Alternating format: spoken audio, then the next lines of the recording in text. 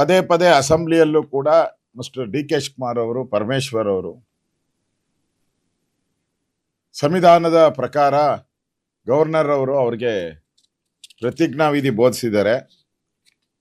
ಅರ್ಥ ಮಾಡ್ಕೊಳ್ಳಿ ಬಿಜೆಪಿಯರೇ ಅಂತ ಹೇಳ್ತಾರೆ. ನನ್ನ ಹತ್ರ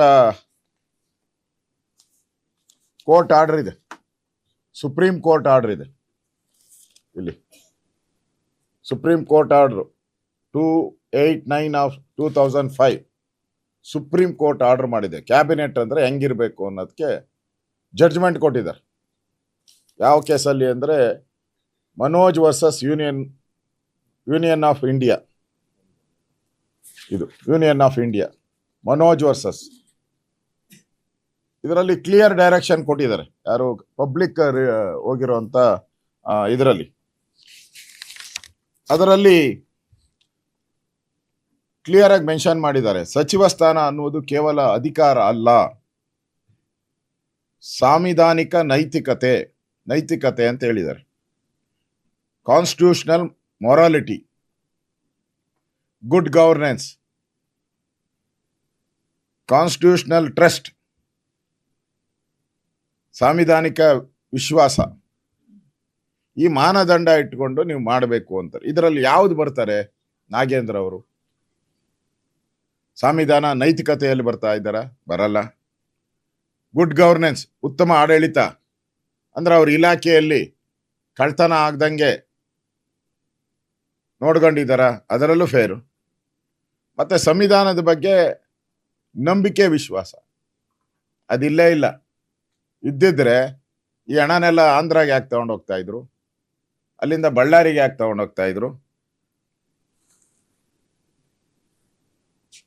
ಮತ್ತೆ ಒಂದು ರೀತಿ ಇವತ್ತು ಸ್ವತಃ ಪರಮೇಶ್ವರ್ ಅವರೇ ಹೇಳಿದ್ದಾರೆ.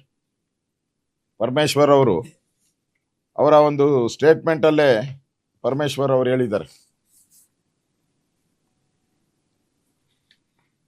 ಇನ್ನು ಪತ್ರಿಕೆಯಲ್ಲಿ ಬಂದಿದೆ, ಹಿಂದೂ ಪತ್ರಿಕೆಯಲ್ಲಿ ಬಂದಿದೆ, 6/6/2024 ಹಿಂದೂ ಪತ್ರಿಕೆಯಲ್ಲೂ ಬಂದಿದೆ. ಸಿಬಿಐ ಮತ್ತು ಇಡಿ ಕೇಸ್ ತೆಗೆದುಕೊಳ್ಳುವುದು ಕಾನೂನು ಪ್ರಕಾರ ಸರಿ ಎಂದು ಗೃಹ ಸಚಿವರಾಗಿದ್ದ ಪರಮೇಶ್ವರ್ ಹೇಳಿಕೆ ನೀಡಿದರು. ಇದಕ್ಕೆ ವ್ಯಕ್ತಿಯ ರೀತಿಯಾದಂತ ಹೇಳಿಕೆ ನೀಡಿದ್ದಾರೆ ಅಂತ ಹೇಳಿ ಅವತ್ತು ಬಂದಿದೆ.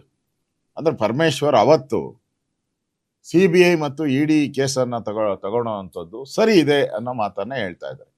ಈಗ ಮೊನ್ನೆ ಬಂದ್ಬಿಟ್ಟು ವಿಧಾನಸಭೆ ಒಳಗಡೆ ಅವ್ರೇನ್ ಹೇಳಿದ್ರು? ಸಿಬಿಐ ಮತ್ತು ಇಡಿ ದುರುದ್ದೇಶದಿಂದ ಮಾಡ್ತಾ ಇದ್ದಾರೆ ಅಂದ್ರು. ಅಲ್ಲೂ ಅವರೇ ಸಚಿವರು, ಈಗಲೂ ಅವರೇ ಸಚಿವರು. ಆಗ ಹೋಮ್ ಮಿನಿಸ್ಟರ್ ಆಗಿದ್ರು, ಸತ್ಯ ಹೇಳಿದ್ರು. ಈಗ ರೆವಿನ್ಯೂ ಮಿನಿಸ್ಟರ್ ಆಗಿದ್ದಾರೆ, ಸುಳ್ಳು ಹೇಳೋದಕ್ಕೆ. ಹೋಮ್ಗೂ ರೆವಿನ್ಯೂಗೂ ನೋಡಿ ಎಷ್ಟು ಡಿಫ್ರೆನ್ಸ್ ಇದೆ. ಹೋಮ್ ಇದ್ದಾಗ ಒಂದು ಮಾತು, ರೆವಿನ್ಯೂ ಇದ್ದಾಗ ಒಂದು ಮಾತು. ಇದು ಪರಮೇಶ್ವರ್ ಅವರ ನಡವಳಿಕೆ. ಅವ್ರದ್ದು ಪೂರ್ತಿ ಅವರೇರಿರೋ ಎಲ್ಲ ಸ್ಟೇಟ್ಮೆಂಟು ಇದೆ, ಇಂಗ್ಲಿಷಲ್ಲಿ ಇದೆ. ಇದು ಕಾಂಗ್ರೆಸ್ ಅವರ ಸ್ಟೇಟ್ಮೆಂಟ್. ಮತ್ತೆ ನಾಗೇಂದ್ರ ಸಾಚಾರ್ ಲೂಟಿ ಮಾಡಿರೋಂಥ ಸಂದರ್ಭದಲ್ಲಿ ಚಂದ್ರಶೇಖರ್ ಅವರು ದಲಿತರು, ಅವರು ದಲಿತ, ಸತ್ತಿರೋನು ದಲಿತ. ಅವನ್ ಡೆತ್ ನೋಟ್ ಅಲ್ಲೇ ಕ್ಲಿಯರ್ ಆಗಿ ಬರೆದಿದ್ದಾರೆ. ಮಂತ್ರಿಯ ಆದೇಶದ ಮೇಲೆಗೆ ನಾನು ಇಷ್ಟು ಹಣವನ್ನ ಟ್ರಾನ್ಸ್ಫರ್ ಮಾಡಿದ್ದೀನಿ ಅಂತ ಹೇಳಿ ಅದರಲ್ಲೇ ಒಪ್ಕೊಂಡಿದ್ದಾರೆ. ಅದು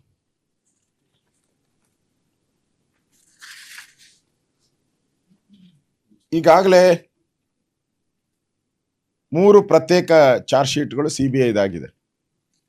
ಅಷ್ಟನ್ನು ಕೂಡ ಈಗ ಗವರ್ನರ್ಗೆ ಕಳಿಸ್ಕೊಟ್ಟಿದ್ದಾರೆ. ಪರಮೇಶ್ವರ್ ಅವ್ರು ಹೇಳಿದ್ರು, ಅವ್ರ ಮೇಲೆ ಯಾವುದೇ ಚಾರ್ಜ್ ಶೀಟ್ ಅಲ್ಲಿ ಅವ್ರದ್ದು ಹೆಸರೇ ಇಲ್ಲ ಅಂತ ಹೇಳಿದ್ರು. ಯಾವುದೇ ಚಾರ್ಜ್ ಶೀಟ್ ಅಲ್ಲಿ ಅವ್ರ ಹೆಸರಿಲ್ಲ, ಬಿಜೆಪಿ ಅವ್ರು ಮಾತ್ರ ಆಪಾದನೆ ಮಾಡ್ತಾ ಇದ್ದಾರೆ ಅಂದ್ರು. ಚಾರ್ಜ್ ಶೀಟ್ ಅಲ್ಲಿ ಹೆಸರಿಲ್ಲ ಅಂದ್ರೆ ಸಿಬಿಐನವರು ಗವರ್ನರ್ ಹತ್ರ ಯಾಕೆ ಪರ್ಮಿಷನ್ ಕೇಳ್ತಾರೆ? ಮಿಸ್ಟರ್ ಪರಮೇಶ್ವರ್, ಸಿಬಿಐ ಅಲ್ಲಿ ಅವ್ರ ಹೆಸರಿಲ್ಲ ಅಂದ್ರೆ ಪರ್ಮಿಷನ್ ಯಾಕೆ ಕೇಳ್ತಾರೆ ಗವರ್ನರ್ ಹತ್ರ?